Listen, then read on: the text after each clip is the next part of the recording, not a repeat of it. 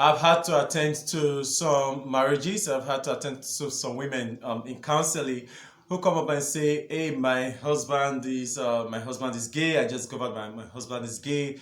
I just discovered that my husband is bisexual. What should I do?" Right. So today I just want to answer the question for you. What if my husband is gay? If you discover that your husband is gay, if you discover that your husband is bisexual, what should you do?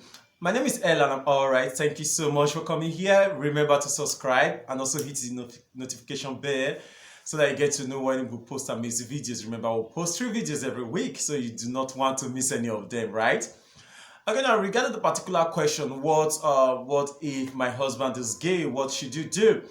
Yes, if you in Nigeria, not just in Nigeria, other countries where gayism is not legalized, right? Homosexuality is unlawful, and other sexual activities, marriages that are in that particular line, that particular under that umbrella, the rainbow thing, right?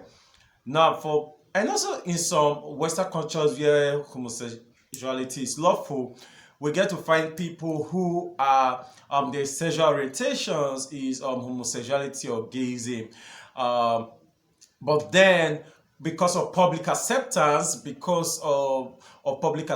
and the rest, they force themselves to get married in a heterosexual relationship. So they get married to somebody of the opposite sex. So we get to find women like this they are married, they have kids, but then they still practice lesbianism, so automatically they are bisexual.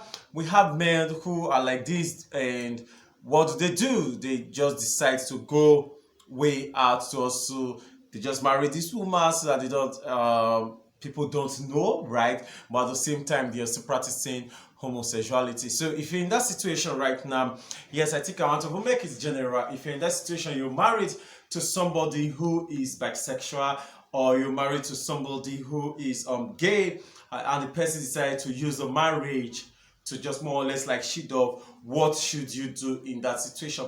Well, there are many options open to you, right? At the end of the day, you are the one who has the final decision to make. The first option open to you is that you can choose to stay in the marriage, right? That's the first option.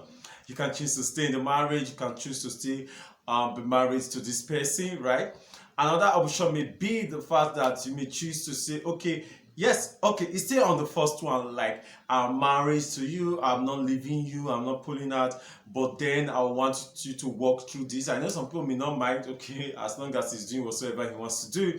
There are people who they don't even want to have any sexual activities for the rest of their lives, so they are willing to marry somebody who is gay and the person does not get to disturb them, and so they are living their life. There are people who are like that.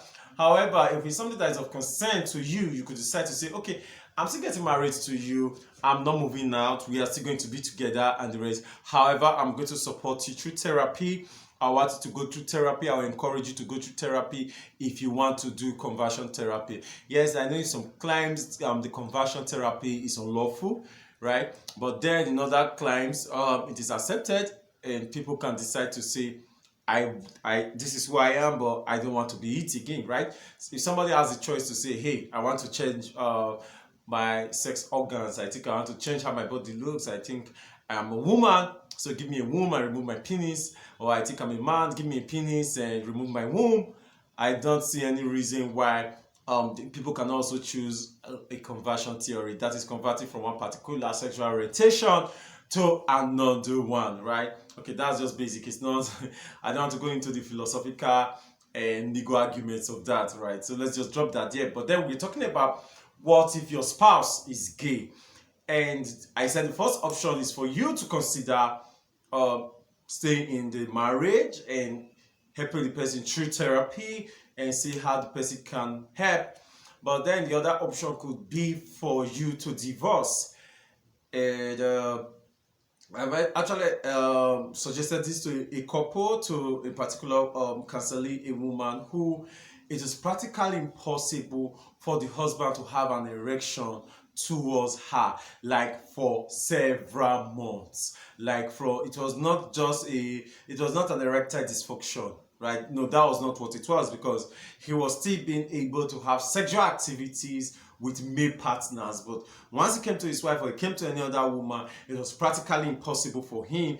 And he was not willing to go through any conversion therapy, any clinical therapy to see what he could do about it. So for some people like that, forgive me, I would suggest divorce, right? Because many people, I usually say this, that if you remove sex from the equation, many people will not get married. So if somebody gets married because the person wants to find a safe haven and an appropriate place to have the right kind of sex, the proper kind of sex, and that person is unable to have that sexual experiences, that sexual satisfaction and pleasure, then it will be wrong on my part for me to insist that the person should stay in that particular marriage. Because at the end of the day, I'll be making somebody live a life of frustration, dissatisfaction, and also a life of adultery, because most of those people always get to lust after and over other people out there. And we understand, for those of us who are Christians, as Jesus Christ taught us, that to lust after another person's wife is to commit adultery, and to lust after another person's husband, what is good for the goose is good for the gander. It's also adultery. So this is just my opinion. If you find yourself that right now you're married, and you're married to somebody who after the marriage you notice that the person is gay, you could choose to stay with the person, right? And while the person going through all the clinical help possible, or you can choose to go out. And this is why I'm encouraging and advocating that churches and organizations and people, whether your church does it or not, you could choose to do it, may start going for all the different kinds of tests and fertility tests, and wanting to know the different orientations of their partners, and before they ever choose to commit to marriage, to reduce some of the stories that touch that we get to deal with. My name is Ella. I'm all right. Remember to subscribe, right? And yes, because you have watched this video to the end, check the description section. I have a gift for you. You will love it. You rock.